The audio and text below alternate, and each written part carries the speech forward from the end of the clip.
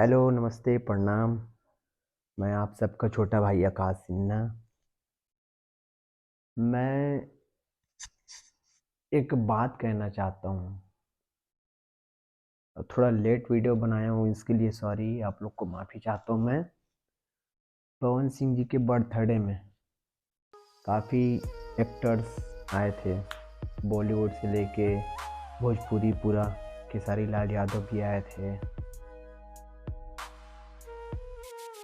लेकिन किस्मत ही इतना ख़राब है यार, इतना ख़राब है, क्या बोले। उस इंसान को इतना टारगेट करते लोग, इतना टारगेट करते,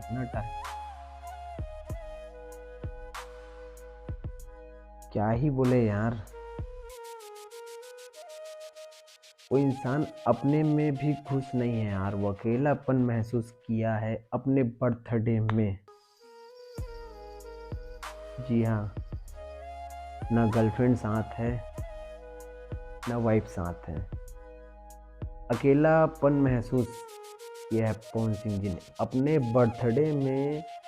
अपने माँ के साथ था, उनके भाई भी नहीं दिखे मुझे तो। गुड्डू भैया जो है ना, गुड्डू सिंह, वो नहीं दिखे मुझे भी।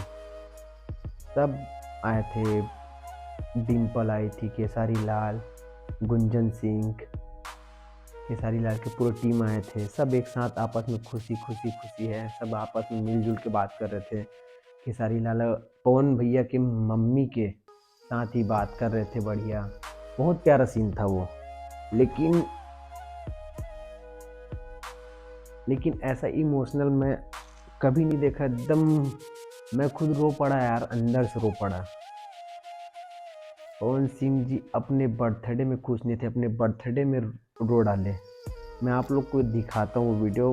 मैं इतना इमोशनल हो गया यार, पहली बार ना इतना इमोशनल हुआ ना, हर्ट हुआ मैं भी खुद दिल से। क्या बोलूँ यार, एकदम मैं ना माइंड ही काम नहीं किया मेरा। मैं आप लोग को वीडियो दिखाता हूँ।